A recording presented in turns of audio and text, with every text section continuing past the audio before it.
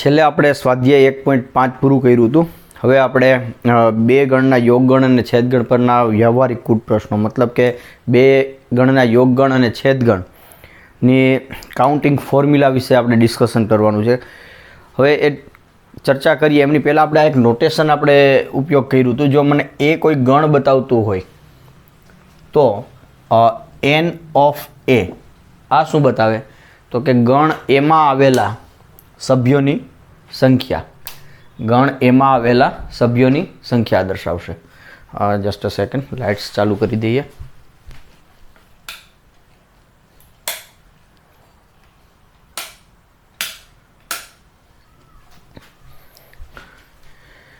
Yes, તો N of એ શું બતાવશે? ગણ એમાં આવેલા સભ્યોની સંખ્યા. ફોર એક્ઝામ્પલ, ધારો કે એ બરાબર 1 આલ્ફા અને કોઈ બીજો ઘટક લઈ લઈએ આપણે વર્તુળ પણ વર્તુળ કરતાં આપણે બીજું કંઈક વિચારીએ, દાખલા તરીકે પેન. તો આમાં 3 ઘટકો છે, તો એન ઓફ એ બરાબર શું થયું? 3. હવે ધારો કે બી બરાબર ખાલી ગણ છે, તો એન ઓફ બી શું થશે? તો કે ખાલી ગણમાં આવેલા ઘટકોની સંખ્યા કેટલી છે? 0. ખાલી ગણમાં એક પણ ઘટક નથી હોતો, તો એન ઓફ બી બરાબર 0. તો આ નોટેશન આપણને ખ્યાલ છે. ગણ એ કોઈ ગણ હોય તો એન ઓફ એ એટલે શું બતાવશે? ગણ એમાં આવેલા ઘટકોની સંખ્યા. ઓકે, તો હવે આનો આપણે ઉપયોગ કરવાનો છે. હવે મને કોઈ ગણ, એક ગણ એ આપેલો છે. આમાં ધારો કે એ બી સી 3 ઘટકો છે. હવે ગણ બી આપેલો છે કે જેની અંદર પી ક્યુ બસ આ 2 ઘટકો છે. તો અહીંયા જોઈ શકાય છે કે ગણ એ અને ગણ બીમાં કોઈ સામાન્ય ઘટકો નથી. એટલે કે એ બરાબર થયો મારી આગળ એ બી સી અને બી બરાબર છે મારી આગળ પી ક્યુ. તો આમાં કોઈ સામાન્ય ઘટક નથી. ઓકે, તો એન ઓફ એમાં કેટલા ઘટકો છે? તો કે 3. એન ઓફ બી એટલે કે બીમાં કેટલા ઘટકો છે? 2.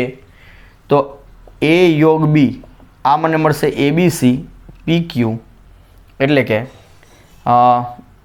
એ યોગ બીમાં ઘટકોની સંખ્યા કેટલી થઈ? 5. ઓકે, તો આ 5 છે એને હું લખી શકું છું 3 વત્તા 2. તો 3 એટલે શું છે? એના ઘટકોની સંખ્યા અને બી શું છે? 2 શું છે? બીમાં આવેલા ઘટકોની સંખ્યા. તો આવું કંઈક થયું. તો આ એક એક્ઝામ્પલ ઉપરથી એવું ફોલો તમે કરી શકો એવું એક હું રિમાર્ક આપું છું. રિમાર્ક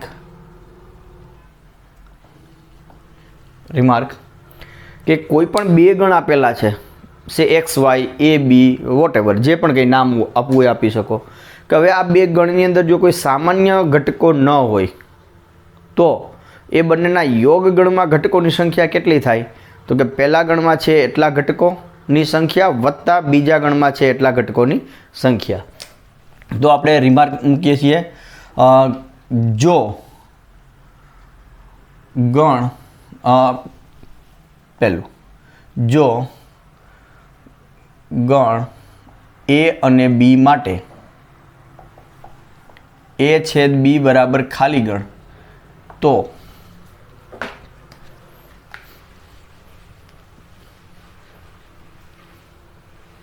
એ છેદ બી બરાબર ખાલી ગણ એટલે કે એમની સામાન્ય સભ્યો નથી, તો શું કરી શકીએ આપણે?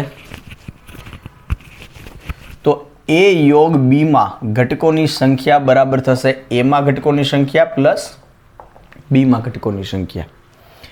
તો આ આપણને સૂત્ર જેવું કંઈક મળ્યું. પણ આપણે ઇન્ટરેસ્ટેડ છીએ કે જો એ અને બી માં ઘટકો સમાન છે કે નહીં, એટલે કે સામાન્ય છે કે નહીં, આપણે ખબર જ નથી. તો પછી એના યોગગણમાં કેટલા ઘટકોની સંખ્યા હશે? તો એના માટે આપણે એક પરિણામ લખીએ છીએ. આપણે પરિણામ, અચ્છા એક મિનિટ, એ પરિણામની ચર્ચા કરીએ એની પહેલાં આપણે આને પણ જરા આગળ વધારીએ કે જો એ બી અને સી 3 ગણ આપ્યા છે અને પરસ્પર કંઈ જ સામાન્ય નથી. બીજી રિમાર્ક, જો ગણ એ બી સી માટે A છેદ B બરાબર B છેદ C બરાબર C છેદ A બરાબર ખાલી ગણ, અને ત્રણે ત્રણમાં પણ સામાન્ય નથી. તો શું થશે? n ઓફ A યોગ B યોગ C ત્રણેયમાં કેટલા સભ્યો હશે? તો કે ગણ એમાં સભ્યો એટલા વત્તા ગણ બીમાં વત્તા ગણ સીમાં. એટલે આ જે ફોર્મ્યુલા જે છે એને તમે એક્સટેન્ડ કરી શકો, પણ હું અત્યારે લખાવતો નથી કારણ કે આ આગળથી પણ આપણે મેળવી શકશું. પણ આ જે કહેવાનો મતલબ કે આ જે બે માટે લખીએ છીએ એ 2 ને બદલે 3, 3 ને બદલે 4, 4 ને બદલે 5 એન્ડ સો ઓન ફાઇનાઇટલી મેની. ગણ માટે જો તમને ગણો આપેલા છે એમાં કોઈ પણ બે ગણ વચ્ચે કંઈ જ સામાન્ય ન હોય તો તમે એ બધા ગણના યોગ ગણમાં કેટલા સભ્યો છે? તો કે દરેક ગણમાં આવેલા સભ્યોની સંખ્યાનો સરવાળો આટલું થશે. અચ્છા, હવે આપણે એક પરિણામ ઉપર જઈએ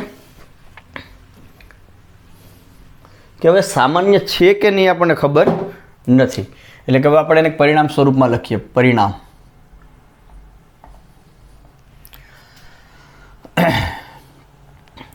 કોઈ પણ ગણ,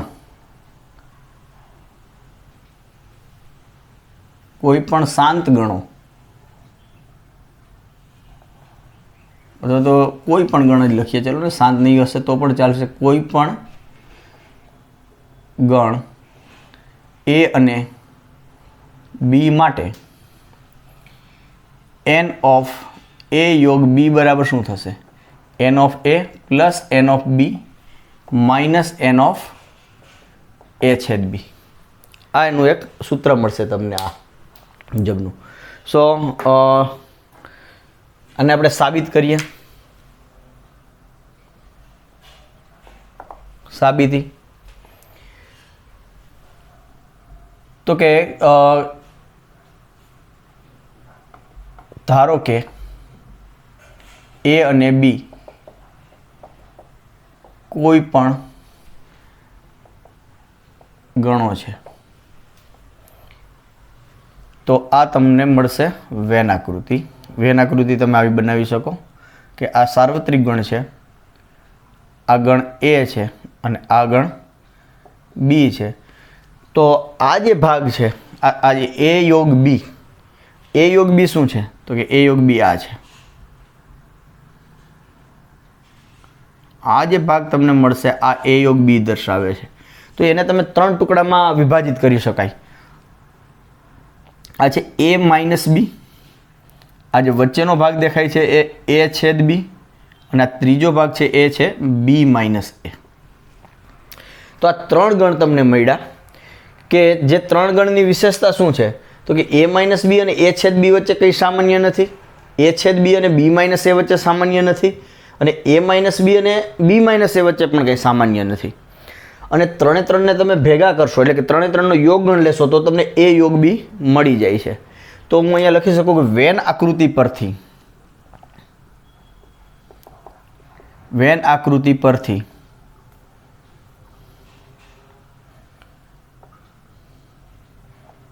જોઈ શકાય કે આ A માઇનસ B, A છેદ B અને B માઇનસ A એ પરસ્પર અલગ ગણો છે. એટલે કે આ A માઇનસ B અને A છેદ B આની વચ્ચે કંઈ જ સામાન્ય નથી. A માઇનસ B અને B માઇનસ A આમની વચ્ચે પણ કંઈ જ સામાન્ય નથી, અને A છેદ B અને B માઇનસ A વચ્ચે પણ કંઈ જ સામાન્ય નથી. તથા બીજું શું છે આપણી આગળ? તથા આ 3 એ 3 ગણને તમે ભેગા કરશો એટલે કે 3 એ 3નો યોગ લેશો એટલે કે આ A માઇનસ B યોગ A છેદ B યોગ B માઇનસ A કરશો તો આ તમને મળી જાય છે A યોગ B. તો એનો મતલબ એવો થયો કે આ n ઓફ A યોગ B માં કેટલા સભ્યો આવ્યા? તો કે n of A minus B યોગ A છેદ B યોગ B માઇનસ A, આટલા સભ્યો. આ બે ગણ સરખા એટલે કે બંનેમાં ઘટકોની સંખ્યા સરખી. તો આના બરાબર થશે. હવે આ ત્રણે ત્રણ ગણો તો પરસ્પર અલગ ગણો છે, એટલે ત્રણ ગણમાં ઘટકોની સંખ્યા કેટલી થાય? તો કે ત્રણેય ગણમાં આવેલા ઘટકોની સંખ્યાના સરવાળા જેટલી. તો કે n ઓફ a માઇનસ બીમાં જેટલા ઘટકો એટલા, n ઓફ a છેદ બીમાં જેટલા ઘટકો છે એ, અને n ઓફ b માઇનસ એમાં જેટલા ઘટકો છે તે. આ ત્રણેયનો સરવાળો. ઓકે, તો હવે હું એક સ્ટેપ, આ એક ટ્રીક છે, એક એડ કરું છું. a minus B plus n of a છેદ b plus n of b minus a. આ તો ઉપરના જેટલું જ થયું. હવે હું આ એક પદ એટલે કે n ઓફ a છેદ b આ એડ કર્યા, એટલે કે a છેદ b અહીંયા જેટલા સભ્યો આવેલા છે, જે પણ કંઈ હોય, ન હોય તો કંઈ વાંધો નહીં, અને હોય તો જેટલા સભ્યો છે એ સંખ્યા ઉમેરું છું, અને ફરી પાછી એ જ સંખ્યાને હું બાદ કરી નાખું છું. એટલે આ પરિણામ એમનેમ જ રહે છે. આ ક્વોન્ટિટીમાં કોઈ ફરક ના પડે. આ એક સંખ્યા ઉમેરું છું અને બાદ કરું છું. બની શકે કે એ છેદ બીમાં કંઈ જ સભ્ય ના હોય તો આ 0 થશે, +0 -0, તો પણ કોઈ જ પ્રોબ્લેમ નથી. અચ્છા, હવે તમે આ એક આપણે જોઈ શકીએ કે આ a માઇનસ બી એટલે આ ભાગ અને a છેદ બી આ ભાગ, એ બંનેને ભેગા કરો તો એ શું થાય છે? તો એ તમને મળશે a ગણ a. એટલે કે આ જે બે વસ્તુ ભેગી થઈ કે a માઇનસ બીમાં આવેલા ઘટકોની સંખ્યા વત્તા a છેદ બીમાં આવેલા ઘટકોની સંખ્યા, એ તમને મળશે a માં આવેલા ઘટકોની સંખ્યા. એટલે આ તમને મળ્યું n of a.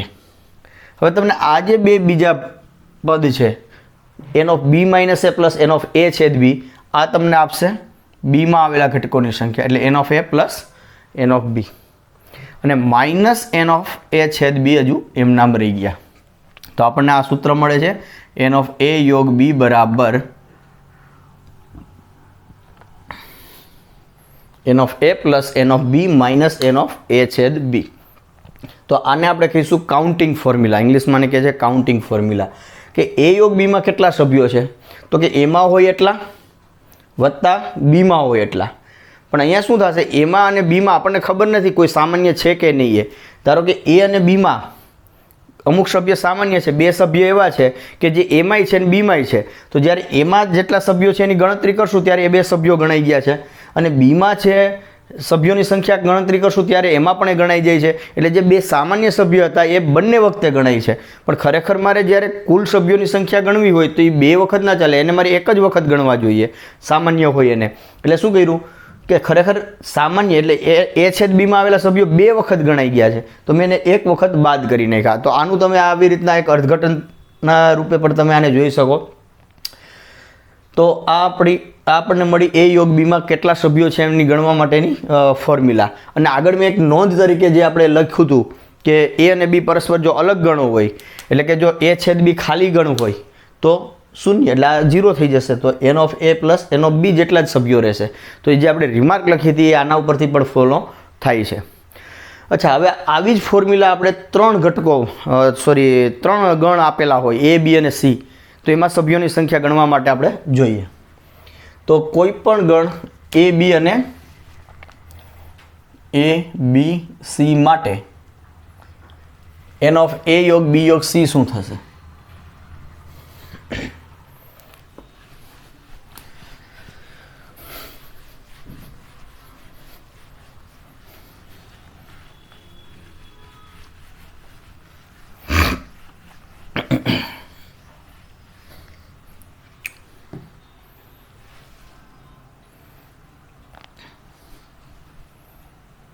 n of a યોગ b યોગ c ઇઝ ઇક્વલ ટુ આ થશે n of a plus n of b plus n of c minus n of a છેદ b minus n of b છેદ c minus n of c છેદ a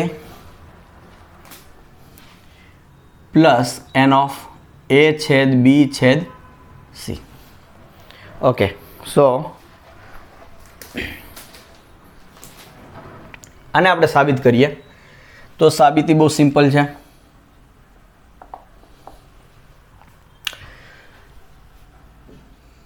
તો કે ધારો કે એ બી સી એ કોઈ ગણ છે. તો હવે એન ઓફ એ યોગ બી યોગ સી આ શોધવું છે આપણે. તો હું એક કામ કરું છું, આમાંને એન ઓફ એ યોગ બી યોગ સી છે એને આપણે ડી નામ આપી દઉં છું, જ્યાં ડી બરાબર બી યોગ સી છે. તો હવે આપણે આગળ હમણાં સૂત્ર મેળવું બે ગણ માટે. એન ઓફ એ યોગ બી શું થાય? N of A plus N of b minus N of એ છેદ બી. તો અહીંયા એ અને બીને બદલે હવે ડી છે, તો અહીંયા હું લખી શકીશ n of A plus N of d minus N of એ છેદ ડી. ઓકે, તો N of A plus N of ડીની પાછી કિંમત મૂકી દઉં છું. ડી બરાબર છે બી યોગ સી માઇનસ એન ઓફ, હવે અહીંયા એ છેદ ડી એટલે કે બી યોગ સી. તો N of A plus N of, અચ્છા હવે બી યોગ સી માટે ઓકે જસ્ટ અ સેકન્ડ, હું આને એક સ્ટેપ અત્યારે રાખી જ દઈએ છીએ. એ છેદ બી યોગ સી, હવે છેદ એ યોગ પર વિભાજનીય છે, આપણે આગળ ચર્ચા કરી ગયા છીએ, એટલે આ બનશે તમારું એ છેદ બી યોગ એ છેદ સી. તો આ થયું તમારું N of A plus N of B યોગ સી માઇનસ એન ઓફ, અચ્છા હવે આને હું કોઈ ગણ એક્સ કહી દઉં ને આને ગણ વાય કહી દઉં, તો આપણી આગળ શું છે એન ઓફ એક્સ યોગ વાય. તો ફરી પાછું હું આગળનું પરિણામ વાપરું એ યોગ બી વાળું, એ તરીકે એ છેદ બી છે અને બી તરીકે એ છેદ સી છે, તો આ બનશે. અને આગળ માઇનસ સાઇન છે અને આપણે 3 પદ આવે છે, એટલે હું અહીંયા એક કામ કરું છું, અહીંયા બ્રેકેટ મૂકી દઉં છું. એ છેદ બી પ્લસ એન ઓફ એ છેદ સી માઇનસ એન ઓફ આ બંનેનો છેદગણ એ છેદ બી છેદ એ છેદ સી. તો આવું કંઈક મળ્યું આપણને. ઓકે, તો હવે અહીંથી N of A plus N of B યોગ સી માઇનસ એન ઓફ એ છેદ બી માઇનસ એન ઓફ એ છેદ સી માઇનસ એન ઓફ, હવે અહીંયા જુઓ એ છેદ બી છેદ એ છેદ સી. તો 4 ગણનો છેદગણ જ આવ્યો, અને 4 ગણના છેદગણમાં તમે જોઈ શકો અહીંયા એ છે એ 2 વખત છે, એ છે એ 2 વખત છે. તો સોરી, આ માઇનસ આ પ્લસ અને આ માઇનસ માઇનસ પ્લસ કરવા પડશે આપણે, યસ, અને આપણે પ્લસ કરવા પડશે. આ માઇનસ અને માઇનસ માઇનસ પ્લસ, તો આ 2 વખત છે, તો એ મારે 2 વખત લખવાની જરૂર નથી, એ હું એક જ વખત લખું તોય ચાલે, કારણ કે એ છેદ એ તો એ થાય, એ આપણે જોયું તો આઇડમ્પોર્ટન્ટ લો. તો ફાઇનલી એન ઓફ એ, હવે અહીંયા બી યોગ સી માટે પણ હું જો વાપરું સૂત્ર, તો N of B plus N of C minus N of B છેદ સી માઇનસ એન ઓફ એ છેદ બી માઇનસ એન ઓફ એ છેદ સી અને પ્લસ એન ઓફ એ છેદ બી છેદ સી. તો N of A plus N of B plus N of C minus, હવે આ જે 3 પદ છે એને આપણે સૂત્રમાં જે આપ્યું છે એ પ્રમાણે એના ક્રમ બદલાવી અને ગોઠવણી કરીએ, તો N of A plus N of B plus N of C minus N of, આ પહેલાં વચ્ચેમાં જે પદ છે એ પહેલાં લખીએ, બી છેદ C minus N of C છેદ એ પ્લસ એન ઓફ એ છેદ બી છેદ સી. તો આપણને આ એન ઓફ એ યોગ બી યોગ સી બરાબર આ જે સૂત્ર આપણું છે મળી ગયું. તો હવે આ સૂત્ર તમે જોવા જાઓ તો શું કરે છે, તો કે પહેલાં 3 ગણ એ બી અને સી એમાં કેટલા ઘટકો છે એનો સરવાળો કરો, પછી 2 ગણ એ બી બી સી અને સી એમાં જે સામાન્ય આવ્યા છે એની બાદબાકી કરો. તો હવે એ અને બીમાં સામાન્ય ઘટકો હતા એની બાદબાકી થઈ ગઈ, બી અને સીમાં સામાન્ય હતા એની બાદબાકી થઈ ગઈ, અને સી અને એમાં સામાન્ય હતા એની પણ બાદબાકી થઈ ગઈ. એટલે ત્રણે ત્રણમાં જે સામાન્ય હતા એમની બાદબાકી થઈ ગઈ છે, તો એને મેં ફરી પાછા ઉમેરી દીધા. તો આને ઇંગ્લિશમાં તમે જુઓ ને તો એને આ જે કાઉન્ટિંગ ફોર્મ્યુલા થઈ 3 ગણ માટેની અથવા 2 ગણ માટેની, આ બધી ફોર્મ્યુલાને ઇન્ક્લુડિંગ એક્સક્લુડિંગ ફોર્મ્યુલા કહે. પહેલાં ઇન્ક્લુડ કરો, સામાન્ય હોય એને એક્સક્લુડ કરો, અને એ બધામાં જે સામાન્ય નીકળે છે એને વળી પાછા ઇન્ક્લુડ કરો. તો ઇન્ક્લુડ, એક્સક્લુડ, ઇન્ક્લુડ. તો એક્સક્લુડિંગ ઇન્ક્લુડિંગ ફોર્મ્યુલાને પણ કહે છે. આ જ રીતના તમે 4 ગણ, 5 ગણ, 6 ગણ એના માટે તમે પણ આની વાત કરી શકો. ઓકે, તો હવે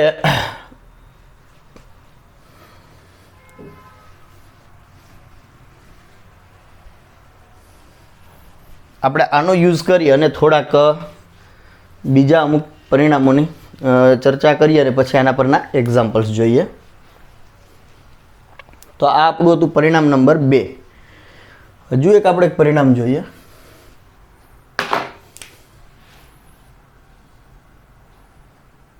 પરિણામ ગણ એ અને બી માટે, ગણ એ અને બી માટે n ઓફ a માઇનસ બી બરાબર કેટલા થશે? તો કે is equal to n of a minus n of a છેદ b. Yes, n of a minus n of a છેદ b. હવે આ તો તમે વેન આકૃતિ પરથી જ તમે જોઈ શકો કે એમાંથી હું બી કાઢી નાખું તો એમાં કેટલા સભ્યો વધશે. તો કે આ પરિણામ છે એ તમે વેન આકૃતિ પરથી જ આપણાની સાબિતી આપી દઈએ કે ધારો કે આ એ ગણ છે અને આ બી ગણ છે, તો આ થયો તમારો a માઇનસ બી, આ છે તમારો a છેદ બી. તો a માઇનસ બીમાં કેટલા સભ્યો હશે? તો કે એમાં જેટલા સભ્યો છે એમાંથી a છેદ બીમાં જેટલા સભ્યો છે એને કાઢી નાખો. તો આ મળ્યા તમને n ઓફ a માઇનસ બીમાં કેટલા સભ્યો છે. તો આનો પણ આપણે ફ્રિકવન્ટલી યુઝ કરશું અને એની સાબિતી પણ તમે આવી રીતના ઇઝીલી લખી શકશો કે કહી શકાય કે એ સ્પષ્ટ છે કે જુઓ ને આવી રીતના લખી શકો. સ્પષ્ટ છે કે એ બરાબર હું શું લખી શકું? a માઇનસ બી યોગ a છેદ બી. તો n ઓફ a કેટલા થશે? n of a minus B plus n of a છેદ બી. કારણ કે આ a માઇનસ બી અને a છેદ બી આની વચ્ચે કંઈ જ સામાન્ય નથી. તો અહીંયા શું થઈ ગયું? n ઓફ a માઇનસ બી બરાબર n ઓફ a, આ પદને આ બાજુ લઈ આવું તો a છેદ બી. તો આ એની સામાન્ય સાબિતી થઈ ગઈ. તો n ઓફ a માઇનસ બી બરાબર n of a minus n of આ બંને ગણનો છેદગણ. તો આ પણ એક પરિણામ મળે છે આપણને.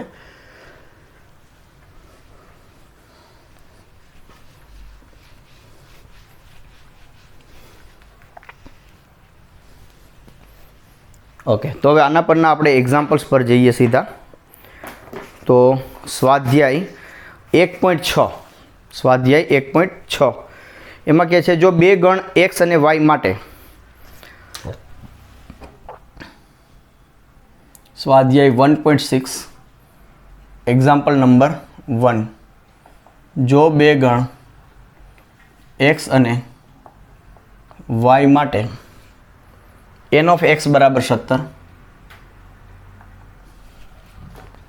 n ઓફ x બરાબર 17, n ઓફ y બરાબર 23 અને n ઓફ x યોગ y બરાબર 38. તો n ઓફ x છેદ y શોધો. આવું કંઈક છે. તો n ઓફ x છેદ y શોધો. ઓકે, સો x છેદ y શોધવાનું છે. તો હવે જુઓ કે x યોગ y ની ફોર્મ્યુલા છે આપણી n ઓફ x યોગ y, n of x plus n of y minus n of x છેદ y. તો આ ફોર્મ્યુલામાં 4 પદ આવે છે, x y છેદ અને યોગ, આમાં ઘટકોની સંખ્યા. તો અહીંયા 3 આપ્યા છે, ત્રણ રાશિઓ આપેલી છે, ચોથી રાશિ શોધવાની છે. So it is simple calculation based on the formula. તો સોલ્યુશન તો કે અહીં n ઓફ x બરાબર, અહીં ગણ x અને y માટે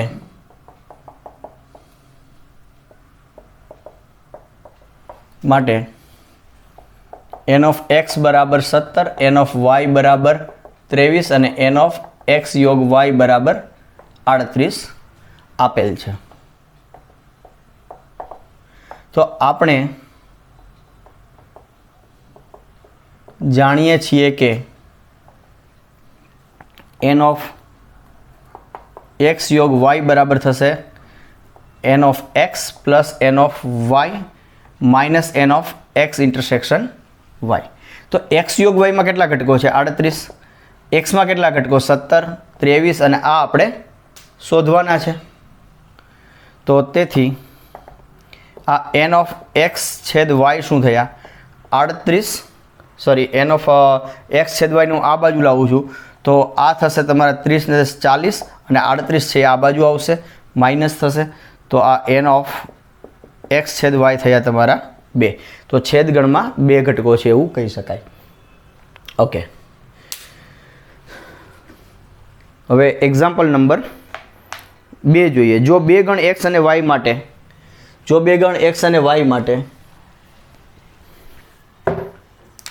x યોગ y માં 18 ઘટકો. એક્ઝામ્પલ નંબર 2, x યોગ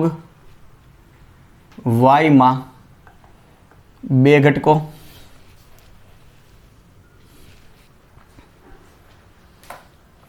x માં 8 ઘટકો,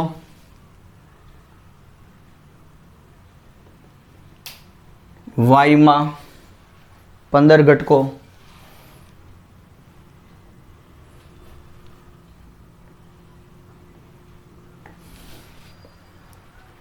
હોય તો x છેદ y માં કેટલા ઘટકો હશે?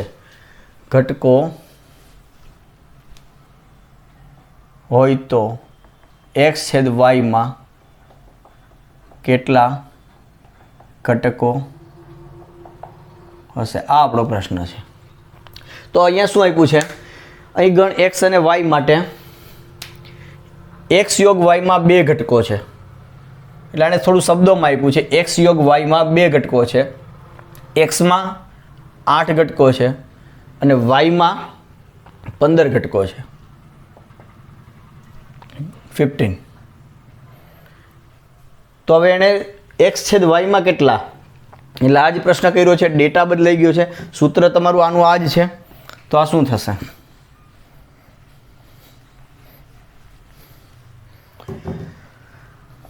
x યોગ y માં કેટલા ઘટકો આપ્યા છે?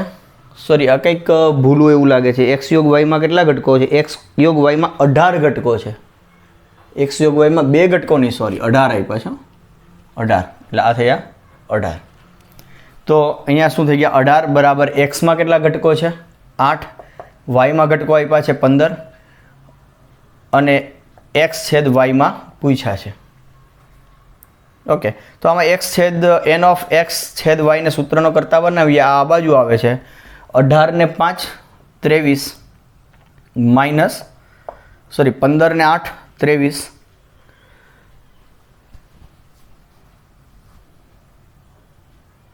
યસ, અને 18 આ બાજુ આવશે. તેથી n ઓફ x છેદ y તમને મળશે 5. તો x છેદ y માં તમને ઘટકો મળ્યા 5. તો આવી રીતે તમને કોઈ પણ બે ગણ માટે 3 વસ્તુઓ આપેલી હોય. x માં ઘટકો, y માં ઘટકો, બંનેના છેદગણમાં ઘટકો અથવા બંનેના યોગગણમાં ઘટકો. આ 4 પૈકી કોઈ 3 વસ્તુ આપેલી હોય તમે, તો ચોથી તમે શોધી શકો. અહીંયા તમને x, y અને x યોગ y માં આપ્યા હતા, એને બદલે ધારો કે તમને x યોગ y, x છેદ y અને y માં ઘટકો આપ્યા હોય તો તમે x ના ઘટકો શોધી શકો. It is just based on this formula, counting formula. Okay, હવે આ જ પ્રકારનો એક્ઝામ્પલ નંબર ચોથો લઈ લઈએ આપણે. ત્રીજો એક્ઝામ્પલ એટલે બાકી રાખું છું કારણ કે એમાં હિન્દી, અંગ્રેજી ને એવાનું છે, પણ અહીંયા સીધો આવા ઘટકો જ આપેલા હોય એવા પહેલાં લઈ લઈએ આપણે. Example number 4. જો બે ગણો એસ અને ટી માટે એસમાં 21 ઘટકો, જો બે ગણો એસ અને ટી માટે એસમાં 21 ઘટકો, એસમાં 21 ઘટકો, ટીમાં 32 ઘટકો,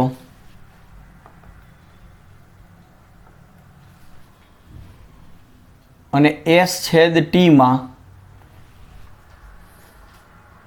11 ઘટકો હોય, 11 ઘટકો હોય તો એસ યોગ ટીમાં કેટલા ઘટકો હશે? આ પ્રશ્ન છે. તો આ એક્સ વાયને બદલે એસ ટી આપ્યા છે. ગણ એસ અને ટી માટે એસમાં 21 ઘટકો છે, ટીમાં 32 ઘટકો છે, એસ છેદ ટીમાં 11 ઘટકો છે. તો આપણે જાણીએ છીએ આ જ ફોર્મ્યુલા તમે લખી શકો એસ છેદ ટી માટે. તો એન ઓફ એસ યોગ ટી બરાબર N of S plus N of T minus N of S છેદ ટી. તો એસમાં કેટલા ઘટકો છે? 21, 32 અને 11. એટલે 2 ને 1 3, 3 ને 2 5, માઇનસ 11 એટલે કે 2 4, 42. 42 ઘટકો હશે એસ યોગ ટીમાં. આપણને એસ યોગ ટીમાં એક્સ યોગ વાયમાં કેટલા ઘટકો હશે એને બદલે શું પૂછ્યું છે? એસ યોગ ટીમાં કેટલા ઘટકો હશે. સો that's is it is totally based on this formula. તો હવે આવો જ એક્ઝામ્પલ નંબર 5 આપ્યો છે. જો ગણ એક્સ અને વાય એવા ગણો છે કે એક્સમાં 40 ઘટકો, એક્સ યોગ વાયમાં 60 ઘટકો છે. એટલે કે આવું પૂછ્યું છે. એક્સમાં 40 ઘટકો આપ્યા છે, એક્સ યોગ વાયમાં 60 ઘટકો આપ્યા છે, એક્સ છેદ વાયમાં 10 ઘટકો આપ્યા છે. તો વાયમાં કેટલા ઘટકો? ફરીથી આના જેવો જ એક્ઝામ્પલ થયો. સૂત્રમાં 3ની કિંમત મૂકો, ચોથું મળશે તમને. તો એ તમે જાતે કરી શકશો. તો આ હતો તમારો એક્ઝામ્પલ નંબર 5. ઓકે ઓકે તો આ જે એક્ઝામ્પલ્સ હતા એમાં એવું હતું કે જેમાં તમને ડાયરેક્ટ આપી દીધા હતા. આ ગણમાં આટલા ઘટકો છે એવું આપ્યું છે. હવે આ પ્રકારના પ્રોબ્લેમ માટે તમને અમુક શબ્દોમાં પણ એક્ઝામ્પલ પૂછે છે કે જેને વ્યાવહારિક કૂટ પ્રશ્નો કહે છે. તો એવો એક એક્ઝામ્પલ જોઈએ આપણે.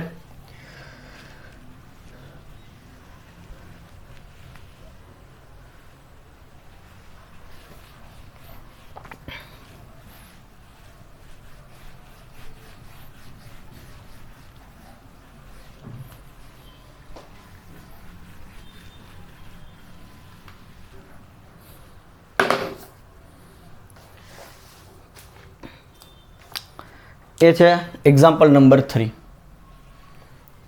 400 વ્યક્તિઓના સમૂહમાં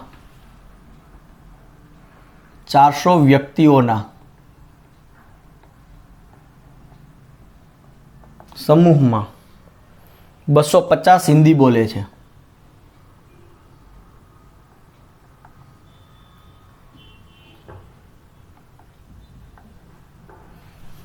250 હિન્દી બોલી શકે છે અને 200 અંગ્રેજી બોલી શકે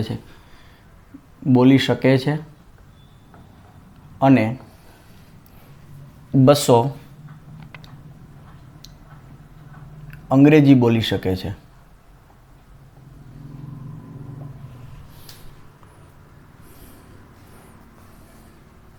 તો કેટલી વ્યક્તિઓ હિન્દી અને અંગ્રેજી બંને બોલી શકે?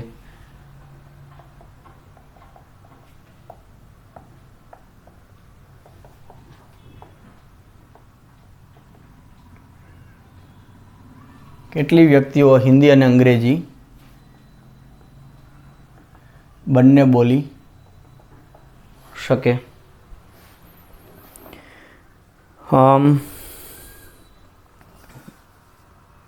કેટલામું એક્ઝામ્પલ આપણે? ઓકે બોલે 400 પૈકી દરેક વ્યક્તિ 400 પૈકી દરેક વ્યક્તિ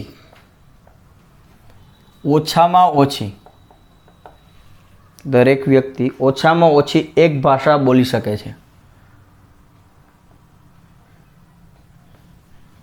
એક ભાષા બોલી શકે છે. ઓકે, તો આ કંઈક તમને શબ્દોમાં પ્રશ્ન આપ્યો છે.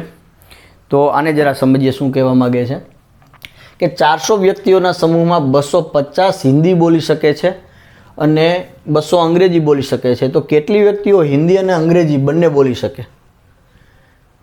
તો અહીંયા કંઈક બે ભાષાની ચર્ચા થાય છે કે હિન્દીની અને અંગ્રેજીની, કે અમુક વ્યક્તિઓ હિન્દી બોલી શકે છે, અમુક વ્યક્તિઓ અંગ્રેજી બોલી શકે છે. અને પ્રશ્ન આપણને એવો પૂછ્યો છે તો એવી કેટલી વ્યક્તિઓ છે કે બંને બોલી શકતી હોય? ઓકે, અને કુલ કેટલી વ્યક્તિઓ છે? તો કે 400 વ્યક્તિઓ છે. અને આ 400 વ્યક્તિઓમાંથી જે છેલ્લી લાઈન કંઈક એવી માહિતી આપે છે, ઇન્ફોર્મેશન આપે છે કે 400 પૈકી દરેક વ્યક્તિ ઓછામાં ઓછી એક ભાષા બોલી શકે. કોઈ એવા હશે કે બંને બોલતું હશે, પણ કોઈ એવો વ્યક્તિ નથી કે જેને હિન્દી પણ નથી આવડતી, બોલી નથી શકતો, કે અંગ્રેજી પણ બોલી શકતો નથી. એવો કોઈ પણ એક વ્યક્તિ નથી. ઓકે, તો જોઈએ આને કેવી રીતના સોલ્વ કરીએ. ધારો કે એચ બરાબર શું છે? હિન્દી એટલે એચ લઈએ અને અંગ્રેજી એટલે ઇંગ્લિશ એટલે ઈ લઈએ. તો એચ બરાબર શું છે? તો કે હિન્દી ભાષા બોલી શકતા વ્યક્તિઓનો ગણ અને ઈ બરાબર અંગ્રેજી ભાષા બોલી શકતા વ્યક્તિઓનો ગણ. તેથી આપેલી માહિતી મુજબ શું થશે? હિન્દી કેટલા બોલી શકે છે? તો કે 250. અંગ્રેજી કેટલા બોલી શકે છે? ઇંગ્લિશ તો કે 200. અને કુલ કેટલી વ્યક્તિઓ છે? એટલે કે હિન્દી યોગ અંગ્રેજી, તો એવી કેટલી છે? 400. તો n ઓફ h યોગ ઈ બરાબર થશે 400. પણ 400 આને કારણે થઈ છે કે 400માંથી એકેય વ્યક્તિ એવી નથી કે જે બેમાંથી એક પણ ભાષા ન બોલી શકતી હોય. તો અહીંયા n ઓફ h યોગ ઈ બરાબર મને મળશે 400. તો હવે આપણે શોધવાનું શું છે? તો કે મને બંને એટલે હિન્દી અને અંગ્રેજી એટલે h ઇન્ટરસેક્શન ઈ બંને હિન્દી અને અંગ્રેજી આ બોલી શકતા હોય એટલે n ઓફ h ઇન્ટરસેક્શન ઈ કેટલા આ આપણે શોધવાનું છે. તો હવે n ઓફ h યોગ ઈ બરાબર આ સૂત્ર તમે a યોગ b માટે જે તાર્યું છે h અને e માટે વાપરો તો શું થશે? n of h plus n of e minus n of h intersection e. તો n ઓફ h યોગ e કેટલા છે? 400. આ છે h 250. 200 માઇનસ છેદ આપણે શોધવાનો છે. તેથી n ઓફ h છેદ e બરાબર થશે તમારા આ 450 થયા, એમાંથી તમે 400 બાદ કરો. આ બાજુ આવશે, આ બંનેનો સરવાળો 450 અને 400 જમણી બાજુ આવ્યા એટલે n of h intersection e બરાબર થયા તમારા 50. તો આમ બંને ભાષા બોલી શકતા હોય અંગ્રેજી અને હિન્દી, તો તેથી હિન્દી અને અંગ્રેજી બંને ભાષા બોલી શકે તેવા વ્યક્તિઓની સંખ્યા અથવા તેવા 50 વ્યક્તિઓ હશે. ઓકે, તો આ તમને જે પ્રોબ્લેમ આપ્યો એ પ્રોબ્લેમ થયો તમારો વર્ડ્સમાં, કે તમે એને શબ્દોમાં આપેલો છે તો તમે શું કર્યું? જે તમને શબ્દોમાં વર્ણન હતું કે આવી વ્યક્તિઓ આટલી છે, આવી વ્યક્તિઓ આટલી છે, બંને પ્રકારની વ્યક્તિઓ કેટલી એ શોધવાનું છે. તો તમને જે પ્રકાર આપ્યો છે કે આવી વ્યક્તિઓ આટલી, હિન્દી બોલી શકે એવી આટલી, તો એને તમે પહેલાં ગણ બનાવી દીધો. અને પછી ઓછામાં ઓછી એક ભાષા બોલી શકે છે અથવા તો કુલ વ્યક્તિઓ આટલી છે એનો ઇન્ફોર્મેશન યુઝ કરીને તમને યોગગણમાં કેટલા સભ્યો છે એ મળી ગયા. હવે બંને ભાષા કેટલા બોલી શકે છે એ જાણવું, મતલબ કે બે ગણના છેદગણમાં કેટલા ઘટકો છે એ થયું. મતલબ કે તમારો જે વર્ડનો પ્રોબ્લેમ હતો એને તમે મેથેમેટિક્સમાં ગણના સ્વરૂપમાં ફેરવો અને આપણે જે કાઉન્ટિંગ ફોર્મ્યુલા ડિરાઈવ કરી હતી એનો તમે ઉપયોગ કર્યો અને આ પ્રોબ્લેમ તમને સોલ્યુશન મળે છે આવી રીતે. તો આવી જ રીતના તમે એક્ઝામ્પલ નંબર 6 જુઓ તો 70 વ્યક્તિઓના જૂથમાં 37 કોફી પસંદ કરે છે અને 52 વ્યક્તિને ચા પસંદ છે તથા દરેક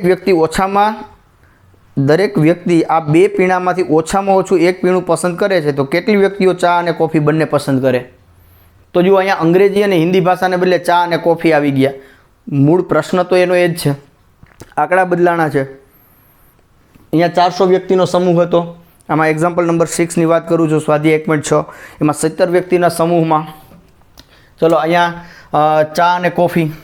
તો હવે હું ફરી પાછો અહીંયા જ જો હું ટૂંકમાં સમજાવું તમને તો તમે કંઈક આવું કરી શકશો. ચલો ચા એટલે ટી રાખું છું અને કોફી એટલે સી. તો ચા પસંદ કરતા હોય એવા કેટલા વ્યક્તિઓ આપ્યા છે અહીંયા? કોફી પસંદ કરતા એવા 37 છે.